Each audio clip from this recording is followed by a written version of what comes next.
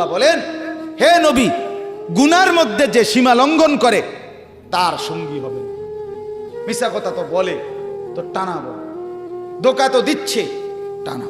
আরে ওজনে কম দিছেন, যদি কোনো একদিন ভুল হইছে, কিন্তু আরেকটা হলো আমনের ব্যবসায় সিটারি, ওজনে কম, ধোকা, সুদ, প্রতারণা, হারাম রোজগার, এটারে আপনি জিন্দিগি বানায় নিছেন।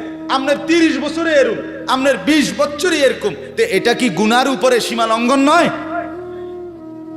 কথা বুঝছেন?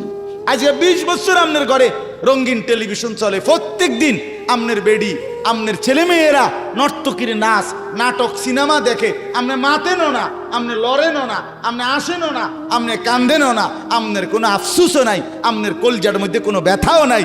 ঘটনা কি তা? ঘটনা কি? মরতেন না আপনি?